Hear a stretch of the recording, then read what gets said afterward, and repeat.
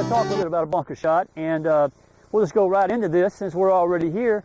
A lot of times, if you would kind of tell our viewers, what do you think the biggest mistake most amateurs make when they get into a bunker right here? What's the first thing they do wrong? I think the biggest mistake that most amateurs make is they try to hit at the ball instead of letting the club do some work. You know, they look at that and say, well, gosh, I've got to bury my club in the sand to get that ball up into the air. But when the reality of it is, that ball is nothing but teed up away from the ground, with the sand being our tee. And that's going to lead us into a practice drill that we're going to talk about shortly. Yeah, and you know, I think if we could tell the viewers one thing that's very important is learn to set up to the golf ball properly.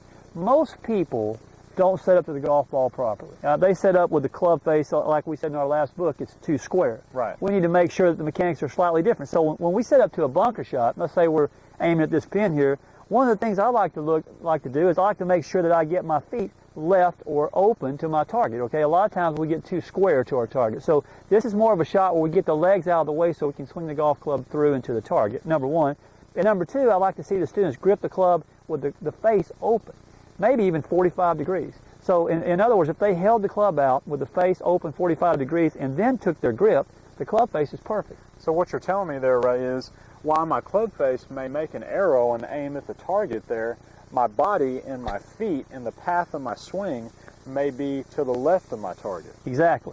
And so because I'm aimed left, but my club face is open, my club face effectively is still aiming at the hole. Are you trying to come over the top of that? I'm still going to make a swing down my feet line and allow the bounce of the club to actually become in play now. By having the club face open 45 degrees and by aiming left, my club face is still pointing at the hole, but now the bounce of the club can move the sand out of the way. And I really like what you said, and I'm actually going to demonstrate that here.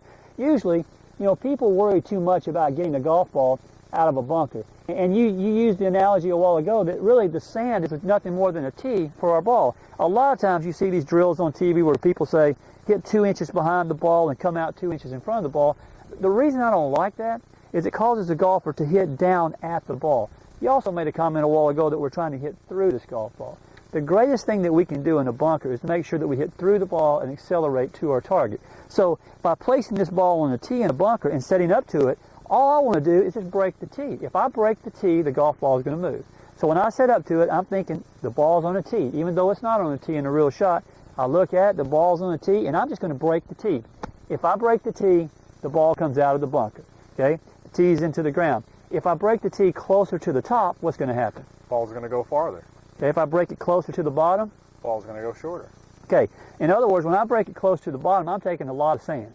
All right, so if I have a lot of sand, it's going to slow my club head down, and you say the ball is going to go a shorter distance. If I break it closer to the top, I'm not taking very much sand, so we're catching the ball pretty clean, and you're going to have a lot more speed, the ball is going to go farther. With that speed and catching it cleaner, though, what's going to happen? I'm going to get more spin. Going to get more spin, which means the ball is going to stop closer to our target or be able to stop it. When we're talking about hitting deeper in it, we'll get it out, but the ball's going to... It's going to roll more. It's going to roll, and we're going to have to play it as such. If you're in a bunker, though, and especially if you're an amateur or a beginner, your first goal is... to get out. We don't want to be in here for our next shot. So we want to make sure that we get the ball out of this bunker. Using a tee is probably the easiest way to do that. Just remember, just play like your ball's on the tee, break the tee, and we'll be in good shape. What do you think about that? I think that sounds great. Good. So we talked about basically putting, chipping, and pitching, and a little bit about sand play, and we kept it simple. And I think, if our students go back and look at our book and look at the chapters, we put some good drills in there. I would like to say one thing that, you know, when a student comes out in the afternoon and practices, like you said earlier in the video, most people don't spend enough time working on the short game. They spend too much time on the driving range. The benefits of working on the short game far outweigh the benefits of actually working on your swing. Wouldn't you agree? I would agree. And last but not least, you know, I'd like to see people, to develop feel and creativity, throw balls down around the green, 10, 12, 15 feet off the green, putt them, chip them, hit them with a 3-wood, hit them with a hybrid. Learn to hit different golf shots. This is a place to have fun. It's a place to be creative and to learn to hit those shots, because you never know when you're going to need that golf shot. Well, I think so. And really, to sum up what you're trying to do in the short game here, basically it comes down to 3 things. You've got to develop some form of feel for the distance and the type of shot you want to hit. You've got to practice it, so there's got to be a good work ethic involved. And last but not least, you've got to have some creativity in your ability to play shots. You can't be married to one specific way to play a shot, because you can't dictate to the golf course what you're supposed to do. The golf course is going to dictate to you what you're supposed to do. Exactly. We never know what type of lie or situation we're going to be in. So the more creative we are in our practice, the better chance we're going to have of having that shot in our bag when we actually need to pull it out. So again, last but not least, this has been a lot of fun. And if I could tell the students one other thing, as you would, it's the game. So what should you do? Have fun. Have fun playing. Thanks, guys.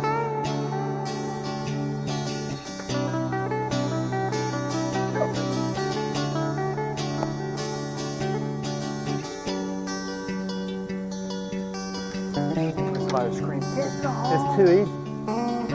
It's just, I don't even want to play anymore. It's too easy.